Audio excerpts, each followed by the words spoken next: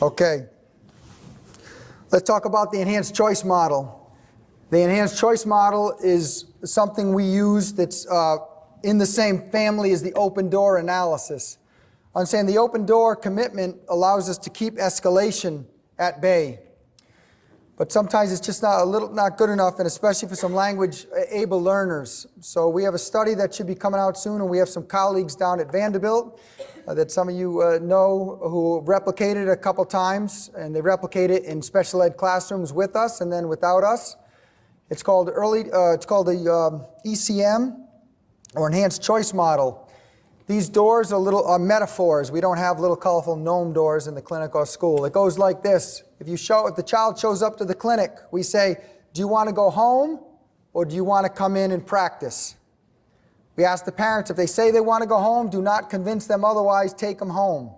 How does it work in the school? You go up to the school and you go to the classroom with all the kids with emotional behavioral disorders, the EBD classroom or whatever educational classification. You go up and say, do you want to come with us and practice, or do you want to stay in the class? Whatever they say, you honor. You want to stay here? No worries. Okay, that's the first choice point. When they elect to come into the clinic or walk down the hallway to you to practice skills, there's also two options there. One option we call practice. That's where we're going to shape the skills. That's where kids are going to yearn and earn their reinforcers. The other one we call hangout. In hangout, there are no EOs. In other words, it's full-on, continuous access to all their reinforcers. So I want you to think about this. We give kids the choice to get all their reinforcers for free over here, or you can come in this room, we're going to put some EOs in, and you can yearn a little bit and earn your reinforcers. And we don't have time. I want you to keep a lookout for the studies. But in all the studies, there's 9 active participants across 3 studies. No one has elected to leave or hang out more than 10% of the therapeutic allotted time. We lose 10% of the therapy time at worst in this process.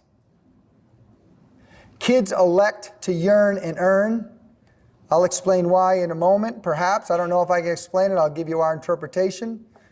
When children have language, we also have what we call reflection periods. When the therapy hour is done, we ask them, what did you think? Is there anything you didn't like about today? Is there anything we should do differently? Some kids give us feedback. Yeah, I don't like it when you give me hint prompts. Okay, how about we don't do that for a couple weeks, but do teachers give you hint prompts? Yep. Why don't you like them? Well, because if they know the answer, they should just tell me. And so their logic kind of makes sense. So we try to tell them that we want to understand you. So tell us why this is ruffling you up. And then we say, listen, do you think someone's going to do that to you in the future? Yeah, teachers love hint prompts. Do you mind if we reintroduce them at some point to make sure you can handle them? Sure. How long? What do you want, a week? Yeah, a week. How about 2 weeks? We'll give you 2 weeks. Do you see what we're saying? We try to convey the message. We're on your side. We hear you. We understand you. But we also want to help you, prepare you for these inevitabilities. That's an example of a conversation during a reflection period. Okay. Jeffrey, remember Jeffrey? He was pouting. This is Jeffrey in treatment. Jeffrey and Ditu have a great relationship. And it's partly because of this enhanced choice stuff. This is him in treatment. Because you want to go in profile. Whoa, we gotta get back to work. Alright, I need this. We gotta finish our work for a bit. Excuse me? Yeah. May I have my way, please? No, not now. Okay, that's cool with me. Thanks for saying that. I'm gonna take this. You know what? You can pick what you want to do first. Want to do math first or more writing first? There's a lot of shared control. Pick Choices. one of these two first right now. Math first or writing first? Writing. Writing. Good choice. My question was, can you still do the writing? Not this time. Okay. Okay. That's what cool with me. Nice. Alright. Just great. practicing So the you write the skills. second sentence. I appreciate you asking though. Please know he's asking if he'll write it for him. Sometimes we give him a prompt and he narrates. Sometimes we give him a writing prompt, he has to write it. But again, teachers have different styles. Okay. 2 more things. This is a complete sentence. He plays me and works with me as well. So, if it's a complete sentence, what should happen? That turns into a period, and then one more change needs to be made. These are the hint prompts he asked us to hold off on. That's really good. And then the last thing is names. What's special about when you write down someone's name? Dude, I love what you're doing. Let's get back to your way. Thank you for fixing that. D's kind of weird. The D's kind of weird, Wait, but it's still you got on? that. That was. If you look at his treatment graph, this is problem behavior. This is it from the analysis. It's flat. Please know, before ECM or the open door policy for us, there was a lot of variability in problem behavior. If you look at any of our published research, there's bounce in the data. That bounce is reflective of non-dangerous behavior almost always, but not always. We don't have any bounce here. We don't have any bounce because he can leave whenever he wants. He can go home or he can go hang out where there'll be no writing tasks, no interruption of his videos. This graph right here shows you his choices. If it's gray, it means he elected to stay in practice 100% of the therapy hour. If it's white, he elected to go home. If it's black, he elected to go to hangout. There's a whole thing of white right there. Don't get me wrong, we're worried. When kids start electing this, we are concerned. Please know this first one, he was in a little writing EO, and he turned to Dittu and said, "Dittu, my belly aches. I really don't feel good. I think I got to go home. I'm sorry." He apologized. He didn't run out of the room. He didn't try to grab him inappropriately or anything like that. He apologized, and we thought, Dittu and I, that he told a white lie. We thought, good for him. He's figuring out how the world works. Because I did not believe he had a bellyache. I thought he just wanted to get out of doing the writing. He came back the next day. He said, "Dittu, my belly hurts. I got to go to the bathroom." And the door was open. Dittu said, "Of course, go to the bathroom." And he ran down and took care of business. And he had stomach illness. Now, please know, if we didn't have an open door policy in this choice model, he would have been obligated to stay in that room for 5 minutes. That's how we did it, 5-minute sessions. I thought that was pretty generous. You can go to the bathroom 12 times an hour. My cousins went to Catholic school in New England. They didn't get to go to the bathroom 12 times a year. This is 12 times an hour. That's pretty generous. But please know that that child needed to go at that moment in time. He would have messed himself right in that room, and he's a socially aware child. And he knows that there's young ladies taking data on him. He checks in with them every time he comes to the clinic, says, "Hey, how are you?" You see what I mean? Even 5-minute sessions is not built for some of the kids that we want to serve. That kids with language have taught us how to do this with kids who do not have language. If you open the door, a lot of the kids without language would just take off from your sessions, and you'll be a little nervous at first. I am always. Oh my God, what are they doing? Where are they going? Oh, they just go in the bathroom. In the bathroom, as opposed to in my therapy session. Do you see what I mean? There's a lot of value to the choice in opening of the door. Please know at the end of the treatment process in the beginning, this graph shows if it's black, he's in reinforcement. If it's gray, he's in the EO. All our graphs look like this. In the beginning, they're in reinforcement most of the time, doing nothing that we want them to do.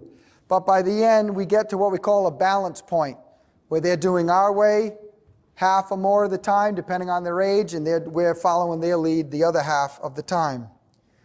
These are some social validity data. We always collect social validity data. How comfortable are you taking Jacob to public before visiting the clinic?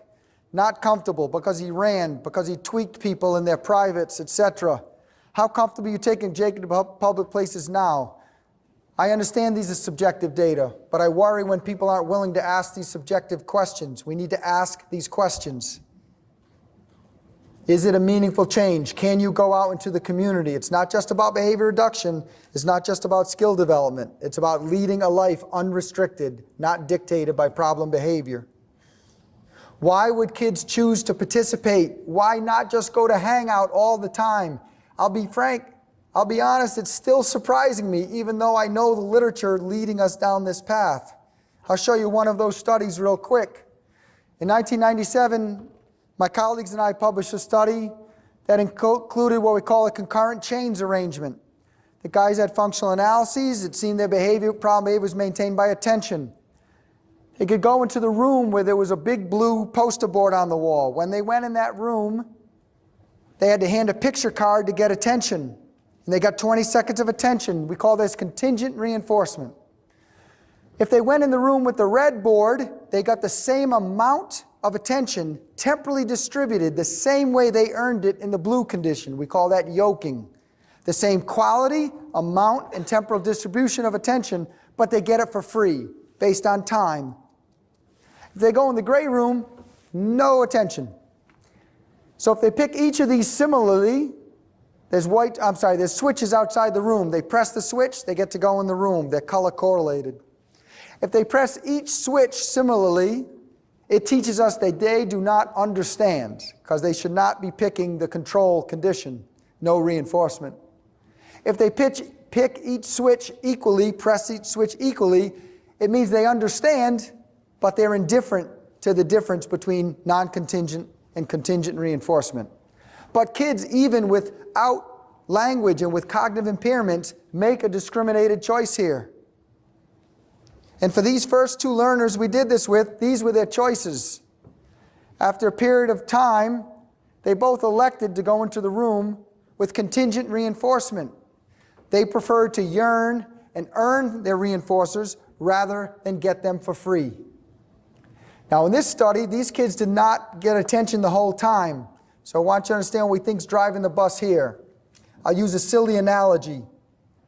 I don't drink beer. I was telling Chris a moment ago, I don't drink beer anymore. It doesn't agree with me as I get older. I am a bourbon or red wine guy at this point. But back in the day, I drank a fair amount of beer. Let's say I'm in my contingent universe. I mow my lawn. I'm real hot. And I say, beer, please. And my son brings me a beer. That's a great moment. I'm at the Red Sox game. Yeah, I know, cheaters. Anyways, I'm at the Red Sox game. I'm hot because I have the cheap seats and the sun's beating on me. And I'm like, beer, please. Boom, beer shows up. That's my contingent universe. That's pretty special. Now let's go to my non-contingent, parallel non-contingent universe. I'm driving home from the Red Sox game. I drive too fast. Cop pulls me over. Asks me for my license and registration. Bing, a beer shows up. You see what I'm saying? When reinforcement's provided according to time, it may be delivered at moments it is not valued. When we deliver reinforcement contingent on individuals responding, it's probably going to be delivered at times it's most valued.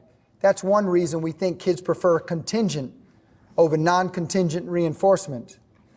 Please know, though, in studies that haven't yoked and have given them more reinforcers, as we are doing in this clinical process when they pick hangout, they still choose to yearn and earn. In fact, we don't have time to go through this. There's a meta-analysis that Holly Gover, a colleague of ours, is submitting. And basically what it shows is across children, old, young, with autism, without autism, and across, sorry for this, other mammals, chimpanzees, dogs, rats, pigeons, there's a universal preference to yearn and earn rather than get things for free. A rat will press the lever and eat that pellet rather than eat out of the bowl in the corner of the cage. 80% of their pellets eaten will be from earned reinforcers rather than those available for free. Are you with me? There's a universal preference for yearning and earning, and we need to leverage that in our clinical process. If you trust that universal preference, you can give kids the opportunity to make a bad choice every now and then and go to the room. In mental health, we call that the right to rot, the right to make a bad decision. Diane Bannerman and Jan Sheldon called it the right to eat too many donuts and take a nap, an article that many of you have read. Let's give kids that right, while simultaneously giving them the opportunity to make that better choice, trusting that the universal preference for yearning and earning will move them in that direction. Okay. That's the end of segment 4. Segment 5 is all about the details of the treatment. We're going to start in on that tomorrow. And the final segment is all about application, and obviously we're going to spend the lion's share of the time tomorrow doing that. What I'd like you to do before you go, I want you to think about a comment or a question just like we did at the end of the first segment, and we'll do one last East Side, West Side, Central Park thing to make sure you can get any final questions answered or any final comments out. Now some of you may be saying, man, can we just go? So I just want to tell you a funny story just to lighten it up. We'll get out of here a little early, I promise. When I teach undergrads, I don't do that anymore this year, but I always love teaching undergraduates. And I did this little thing with them. It's a little gross, so I'm sorry in advance for the grossness. I never hold them late because I like to respect their time so they respect mine. But I would sometimes have to hold them for 10 or so minutes, so I would do some really cheesy thing like this. I'm going to do it to you. I'd say, okay, we're at the end of time. Oh, shoot, we're out of time, but I need you for 10 more minutes. Listen, I understand if your belly's upset and you're about to have diarrhea and you got to go, then go. So if you're about to have diarrhea, go. We all understand. If you're not about to have diarrhea, I want you to hang out for a little bit longer. We'll do a little more teaching. Undergraduates, the most powerful reinforcement in the classroom is avoidance of embarrassment. So everyone's clenching their cheeks and being like, I do not have diarrhea. It's not me. When I do that with PhD students, I say, listen, we got to go a little bit over. This is what they do to me. As they leave the room, they give me the double bird. That's the difference between teaching undergraduates, respect, and doctoral students, they'll have none of it. Okay.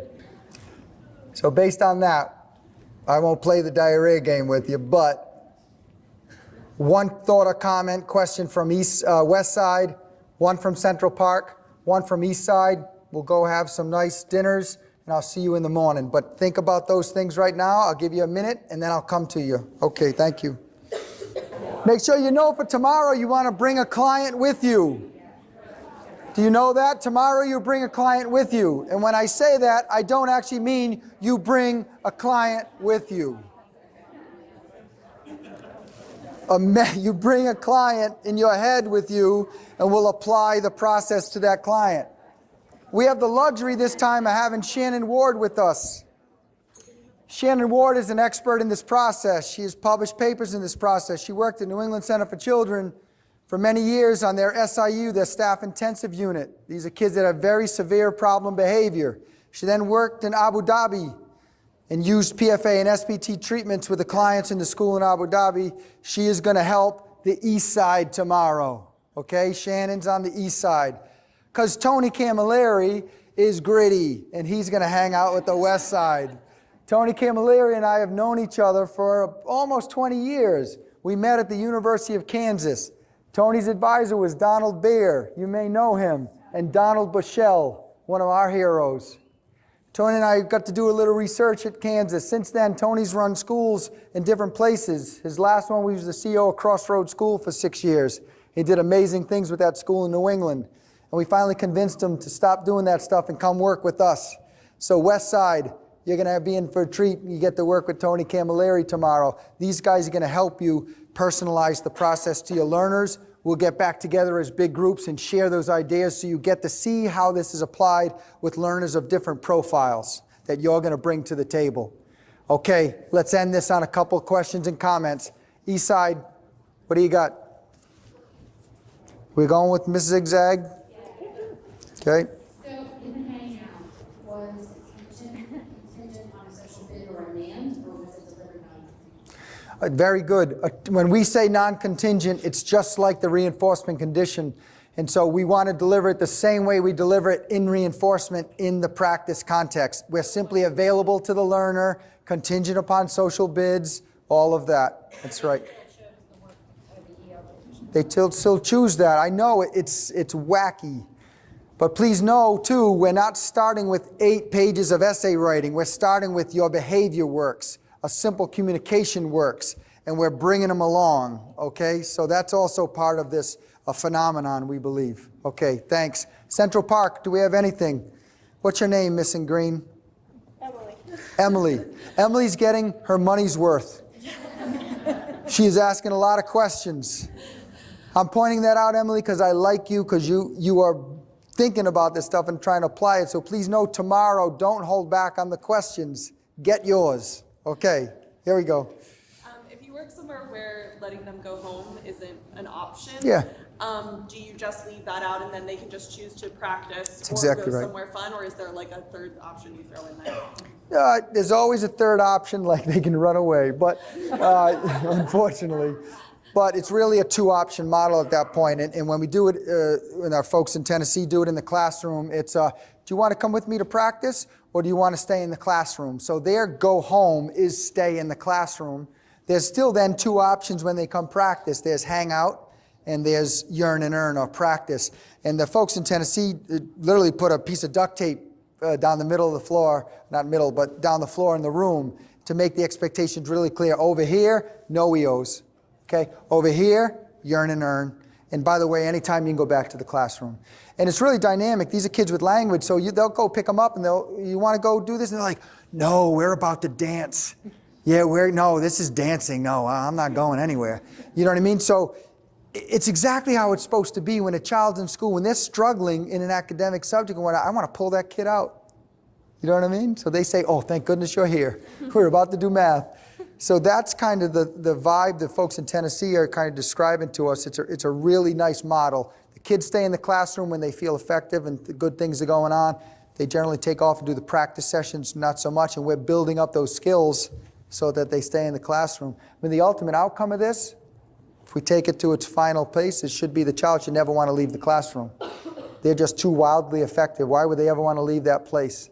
I'm not saying we're there yet, we're not, but that's our goal. Okay, thank you. West Side, I want to call Amanda Mustard Sweater. I get weird things locked in my head. I'm going to see Amanda for the rest of our professional careers, and I'm going to say, I remember you wore a mustard sweater. It's my autism. What's that? I pray for tomorrow. Well, if you have to, go for it, but if you like to change your clothes. So for kids who are like lower level learners for the enhanced choice and they're not going to pick up on those contingencies so quickly, how do you kind of like speed that up and kind of create that repetition really quickly so they can still have that opportunity to make the choice? I'm going to admit something that's somewhat sad. I don't recommend you do enhanced choice with learners that don't have language. You can do it. It's possible to do it.